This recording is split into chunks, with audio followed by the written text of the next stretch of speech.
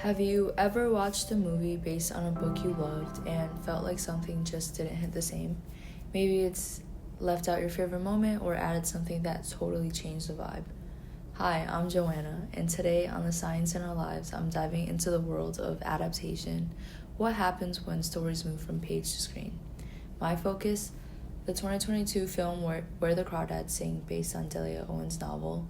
It's a story about isolation, survival, and nature, but it's also a powerful example of how adaptation works. And to understand that, we need a bit of theory. Don't worry, I'll keep it light.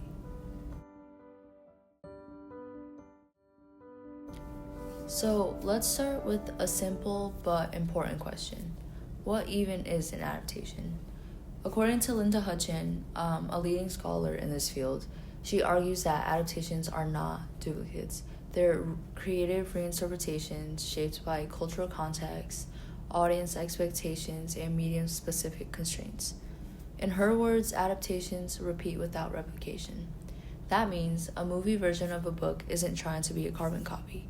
It's trying to retell a story in a new way through visuals, sounds, and performances in a way that speaks to a new audience. And that's exactly what Olivia Newman does with Where the Crawdads Sing. The film isn't just telling us Kaya's story, it's showing it, shaping our emotional experience through visual storytelling. One of the most powerful themes in both the novel and the movie is isolation. Kaya grows up alone in the marshes of North Carolina after her mother, then her siblings, and finally her abusive father all leave her. The novel introduces this abandonment subtly, like when her mother wears her only going out pair of heels, signaling that something must be wrong. The narrative captures Kaya's unease and dread through her thoughts, but in the movie, we don't get Kaya's inner monologue. Instead, we see bruises on her mother's face, a detail that the book never mentions. That single visual choice adds emotional clarity and makes the abuse undeniable. Fast forward to 1960, one of the most heartbreaking moments in both the book and the film comes later in Kaya's life, when she falls in love. By this point, Kaya has grown up completely alone in the marshes of North Carolina. She's been abandoned by her family, mistreated by her town, and labeled the Marsh Girl. So when she meets a boy named Tate, it's different. He's kind. He sees her for who she really is. He teaches her how to read, encourages her love for nature, and gives her something she's never really had before: trust. Over time, their bond deepens, and they fall in love. And for a moment, it seems like maybe, just maybe, Kaya won't be alone anymore. But then, July 4th, Tate tells Kaya he has to leave early for a summer biology lab before heading off to college in the fall. He promises to return for the 4th so they can spend the day together and watch the fireworks. Kaya kind of nods and listens, but inside, her heart is sinking. In the book, this moment is especially powerful because of how it's narrated. The author writes, "Of all the people who left her, only Jody has said goodbye. Everyone else had walked away forever." But this didn't feel any better. Her chest burned. Even though Tate gives her a promise, something no one else ever gave her, Kaya's trauma tells her not to believe it. She's been left too many times.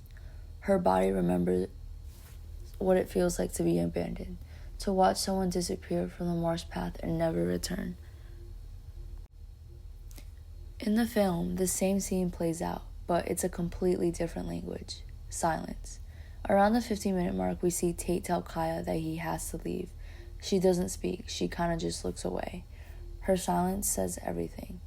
There's no voiceover, no music swell, just the stillness of the marsh around them and the look on her face. Then she turns and runs. It mirrors the book exactly, even without the words. This is one of those moments where the filmmakers had to rely on visual storytelling instead of narration. They couldn't show us Kaya's internal thoughts, so they showed us her pain through her body language, lighting, and quiet words. And honestly, I think it works. It's subtle, but it's heavy. And then comes July 4th. Kaya wakes up that morning very hopeful. She puts on her best outfit, a pink chiffon dress, and she walks to the lagoon and waits. She waits all day and all night. She listens for the sound of Tate's boat, for the chugging motor that never comes. And there's a quote in the novel that absolutely crushed me. It says, "She listened for the sound of a boat chugging down the channel. Finally, she stood and screamed, 'Tate, Tate, no, no,' then dropped to her knees, her face against the mud." That moment was really devastating, even in the movie. And in the book, it echoes what happened with her mother, another person that she truly loved, disappearing without any warning. In the film, we see Kaya in her pink chiffon dress standing by the water. The camera slowly zooms out, revealing how lonely she really is. The marsh is still, the light is soft, and even when the fireworks begin, there's no joy. She watches them by herself. Again, no dialogue, just visual emptiness. And the longer the scene lingers, the more we really feel her pain. It's a scene that shows how deeply past trauma can affect the present. Even with love, even with promises, Kaya's fear of abandonment follows her like a shadow, and the filmmakers capture it so well, not by copying the novel word for word, but by staying true to the feelings behind it. Filmmakers rely on these kinds of visual cues, silence, facial expressions, the sound of the marsh, to really communicate what the book tells us through language. Isolation doesn't just define Kaya. It forces her to survive. In the novel, we read about how she learns to fish, train muscles, and observe nature like a scientist. There's a beautiful line where she says, "The marsh becomes her mother." The film mirrors this arc through powerful scenes of a young Kaya boating alone, boarding with jumping, and studying nature. While the timeline is condensed, the emotional tone remains that this is a girl shaped by her environment.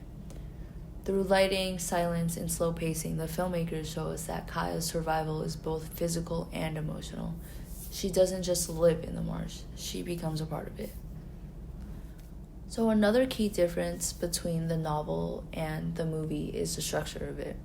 So in the novel, it moves between timelines, Kaya's childhood and the murder investigation of Chase Andrews, which constantly shifts our perception of Kaya. In the movie, it keeps that dual timeline, but saves most courtroom scenes for the end. This decision makes the film more suspenseful, but it also reduces the layering of judgment and memory that the book plays with. However, in the final scene, where Tate finds the shell necklace and Kaya's hidden poems after she's passed, it gives the movie a sense of closure that the book keeps more ambiguous. That's a strategic adaptation choice. The visual medium favors clarity, while novels can live kind of in the gray area. So, was the adaptation effective? In many ways, yes. The film captures the emotional core of Kaya's story, her loneliness, her resilience, her connection to nature, but it also sacrifices some of the psychological depth and nuance that the book offered through narration. The romance is emphasized, more likely to appeal to a wider audience. But as Hutchins says, adaptations are conversations between texts. The movie offers a new lens, a visual experience that brings the marsh and its mysteries to life. In the end, Where the Crawdads Sing isn't just a story. It's a story about storytelling. Through adaptation, we see how themes like isolation and survival can be reimagined to speak to different audiences. And we realize that every choice, from a bruise on a face to the sound of silence, can shape how a story is felt. Thanks for listening to Science in Our Lives. I'm Joanna Lynn, and I hope this episode helped you see adaptations in a new light.